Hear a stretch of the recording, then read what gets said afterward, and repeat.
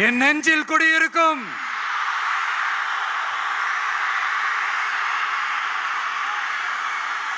புதுச்சேரி மக்கள் உங்கள் அனைவருக்கும் என்னுடைய வணக்கம்.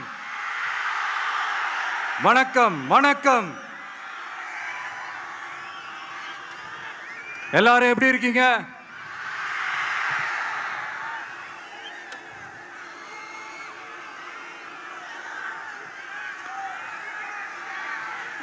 இந்த ஒன்றிய அரசுக்கு தான் தமிழ்நாடு ஒரு தனி மாநிலம்,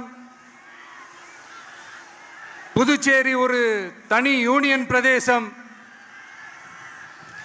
அவங்களுக்கு தான் தமிழ்நாடு தனி, புதுச்சேரி தனி, இப்படிலாம் இருப்பாங்க. ஆனா நமக்கெல்லாம் அப்படி கிடையாதுங்க. நாமெல்லாம் வேறு வேறு கிடையாது. நாம் எல்லாரும் ஒண்ணுதான்.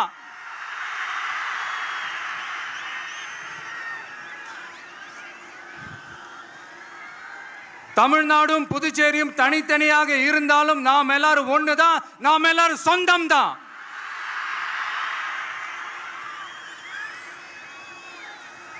வேற வேற வீட்டுல, வேற வேற ஊர்ல, வேற நாட்டுல, வேற ஸ்டேட்ல இருக்கிறதுனால நாம் எல்லாரும் சொந்தங்கள் இல்லைன்னு ஆயிட முடியுமா?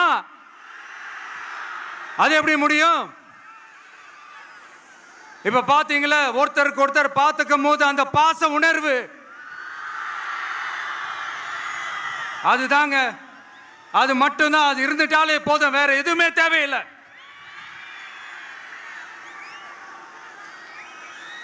அதனால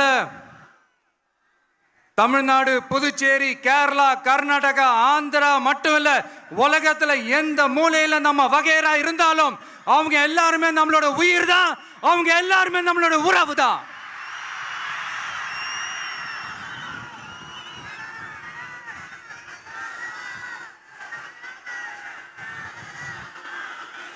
புதுச்சேரினாலே உடனே ஞாபகத்துக்கு வர்றது மணக்குள விநாயகர்,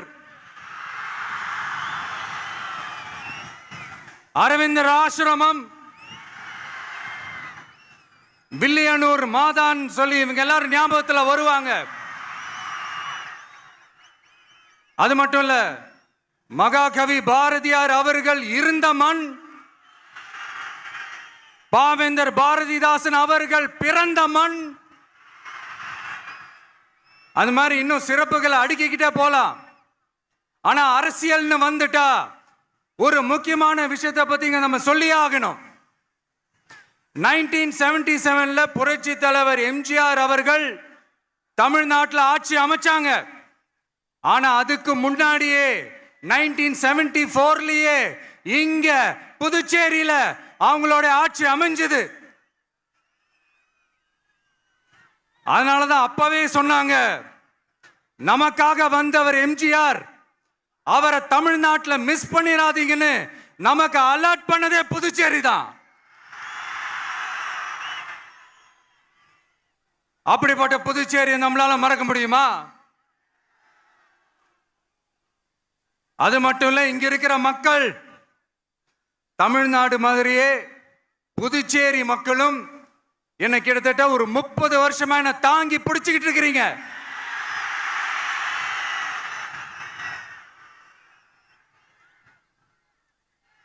அதனால இந்த விஜய் தமிழ்நாட்டுக்கு மட்டும்தான் குரல் கொடுப்பான்னு நினைக்காதீங்க. அப்படி பண்ணாத தவறு. புதுச்சேரி மக்களுக்கும் சேர்த்து தான் குரல் கொடுப்பான். அது என்னுடைய கடமையும் கூட. அதனாலதான் இங்க நீங்க ஃபேஸ் பண்ற பிரச்சனைகளை பத்தி இன்னைக்கு நான் பேசுறதுக்காக வந்திருக்கிறேன். அது மட்டும் இல்ல, இந்த புதுச்சேரி கவர்மெண்ட்டை பத்தி நாம சொல்லியே ஆகணும். இது டெஃபினட்டா தமிழ்நாட்டில் இருக்கிற மாதிரி நம்ம திமுக கவர்மெண்ட் மாதிரி கிடையவே கிடையாது. ஏன்னா வேற ஒரு அரசியல் கட்சி நடத்துற நிகழ்ச்சியாகவே இருந்தாலும் அந்த நிகழ்ச்சிக்கு தன்னெழுச்சியா வர நம்ம மக்களுக்கு பாதுகாப்பு கொடுத்து பாரபட்சமே காட்டாம இந்த கவர்மெண்ட் நடந்துகிட்டு இருக்கிறாங்க. அப்படிப்பட்ட இந்த புதுச்சேரி கவர்மெண்ட்டுக்கும் நம்ம புதுச்சேரி சிஎம் சார் அவர்களுக்கும் இந்த நேரத்தில் என்னுடைய மனப்பூர்வமான நன்றிகளை தெரிவிச்சுக்கிறேன். இத பார்த்தாவது தமிழ்நாட்டில் இருக்கிற அந்த திமுக கவர்மெண்ட் கத்துக்கிட்டா நல்லா இருக்கும்.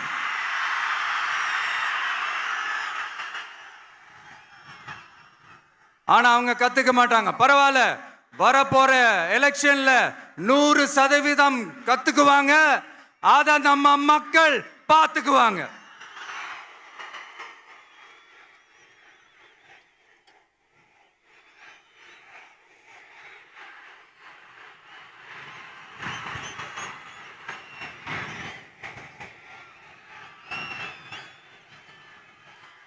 புதுச்சேரியில் இருக்கிற கவர்மெண்டோட கூட்டணி ஆட்சியில் இருந்தாலும் புதுச்சேரிய ஒன்றிய அரசு எதிலையுமே கண்டுக்கல என்றது புதுச்சேரி மக்களான உங்களுக்கு நல்லாவே தெரியும். மாநில அந்தஸ்து கோரிக்கையை மட்டுமா கண்டுக்கல, இங்க வளர்ச்சி ஏற்படவும் துணை நிக்கவே இல்லைன்னு கேள்விப்படுறோம். இந்த புதுச்சேரிக்கு இன்னும் மாநில அந்தஸ்து கொடுக்கல. மாநில அந்தஸ்து வேணும்னு கேட்டு பல முறை சட்டசபையில் தீர்மானம் போட்டு ஒன்றிய அரசுக்கு அனுப்பி வச்சுக்கிட்டே இருக்கிறாங்க. இந்த வருஷம் கூட மார்ச் மாசம் 27ஆம் தேதி 2025 அன்னைக்கு ஒரு தீர்மானம் போட்டாங்க. அது மாநில அந்தஸ்து வேணும்னு கேட்டு ஒன்றிய அரசுக்கு அனுப்புற 16வது தீர்மானம். புதுச்சேரி காரைக்கால் பகுதிகளில் மூடப்பட்ட 5 மில்கள், பல்வேறு தொழிற்சாலைகளை மீண்டும் திறக்கிறதுக்கு இதுவரைக்கும் ஒரு துரும்ப கூட கிள்ளி போடல. பல்லாயிரக்கணக்கான இளைஞர்களோட வேலை வாய்ப்புக்காக எதையுமே செய்யல. இங்க ஒரு ஐடி கம்பெனி உருவாகணும்ன்றது எண்ணமே இல்லை. அதை பத்தி யார் பேசினாலும் அது அவங்க காதல விழவே விழல. இங்க ஒரு அமைச்சரை ஊழல் குற்றச்சாட்டுல பதவி விட்டு நீக்கப்பட்டு அந்த இடத்துக்கு இன்னொருத்தரை நியமிச்சு 200 நாள் ஆச்சு. இன்னும் அவருக்கு ஒரு இலாக்காவே தரல. இந்த செயல் சிறுபான்மை மக்களை அவமானப்படுத்துறதுன்னு அந்த மக்களே சொல்றாங்க. புதுச்சேரியோட முக்கிய அங்கமாக இருக்கிற காரைக்கால், மாகே, ஏனாம் பகுதிகளில் எல்லாம் முன்னேற்றமே இல்லைன்னு அந்த பகுதி மக்கள் சொல்லிக்கிட்டே இருக்கிறாங்க. குறிப்பா காவிரியோட கடைமடை பகுதியான காரைக்காலை மொத்தமா கைவிட்ட மாதிரி தான் இருக்குது. இது எல்லாமே முன்னேற்றம் அடையணும். டூரிஸ்ட் பிளேஸ் ஆன புதுச்சேரியில போதுமான அளவு பார்க்கிங் வசதி இல்லை, போதுமான அளவு கழிப்பறை வசதி இல்லை. இதெல்லாமே மேம்படுத்தணும். புதுச்சேரி கடலூர் மார்க்கமான ரயில் திட்டம் வேணும்ங்கிறது நீண்ட கால கோரிக்கை. புதுச்சேரி மக்களுக்கு ஒன்னே ஒண்ணுதான் சொல்லணும், இந்த திமுகவை நம்பாதீங்க. அவங்களுக்கு உங்களை நம்ப வச்சு ஏமாத்துறது தான் அவங்க வேலையே. நான் சொன்ன பல கோரிக்கைகளை எல்லாம் தீர்த்து வைக்கிறதுக்கு நம்ம புதுச்சேரி கவர்மெண்ட்டுக்கும் அதோட மக்கள் திட்டங்களுக்கும் ரொம்ப அக்கறையா உண்மையா துணை நிற்கிறோம். தமிழ்நாட்டை ஒதுக்குற மாதிரி புதுச்சேரியும் ஒதுக்க கூடாதுன்னு நாங்க கேட்டுக்கிறோம். கிட்டத்தட்ட 20 லட்சம் பேர் வாழ்ற யூனியன் பிரதேசமான புதுச்சேரி மத்திய நிதி குழுவில் இடம்பெறவில்லை. அதனால் மாநிலங்களுக்கான நிதி பகிர்தல் அடிப்படையிலும் யூனியன் பிரதேசங்களுக்கான நிதி பகிர்தல் அடிப்படையிலும் புதுச்சேரிக்கு நிதி ஒதுக்கப்படுவதில்லை. அதனால ஒவ்வொரு ஆண்டும் புதுச்சேரிக்கு தோராயமாகவே மத்திய அரசு நிதியை விடுவிக்கிறது. அந்த நிதியும் அரசு ஊழியர்களின் சம்பளம், ஓய்வூதிய தொகை உள்ளிட்ட திட்ட செலவுகளுக்கே சென்று விடுவதால் மீத தேவைக்கு வெளிச்சந்தையிலும் கடன் பத்திரங்களை கடன் வாங்குகிறது புதுச்சேரி. இந்த நிலைமை மாறணும்னா ஒரே வழி, மாநில அந்தஸ்து நம்ம புதுச்சேரி மக்களோட பல்லாண்டு கால கோரிக்கை. புதுச்சேரிக்கு போதுமான நிதி வரத்து இல்லாததுனால வெளியே கடன் வாங்க வேண்டியதா இருக்கு. புதுச்சேரியோட கடனை குறைச்சு தற்சார்பு பொருளாதாரத்தை வளர்த்தெடுக்க திட்டங்கள் வகுக்கப்பட வேண்டும். மாநில அந்தஸ்து வாங்கினா மட்டும் போதாது இல்லையா, தொழில் வளர்ச்சியும் தேவையாச்சே. புதுச்சேரி தென்னிந்தியாவின் முன்னணி இண்டஸ்ட்ரியல் ஹப்பாக மாற்ற எல்லா முயற்சிகளும் எடுக்க வேண்டும். இந்திய அளவில் ரேஷன் கடைகளே இல்லாத மாநிலம் புதுச்சேரி தான். ஏழை எளிய மக்களுக்கு வாழ்வாதாரமே ரேஷன் கடைகள் தான்.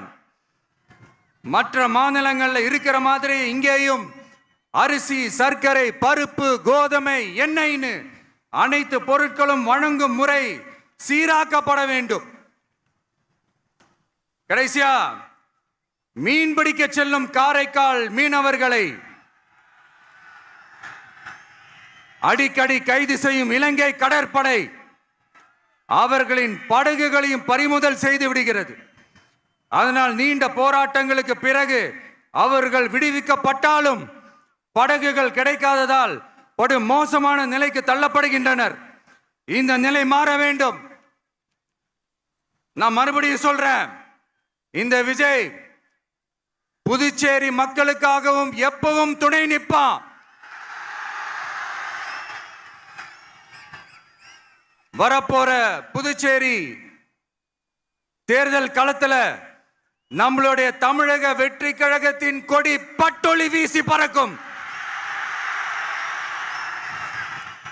கான்பிடென்டா இருங்க, நல்லதே நடக்கும்.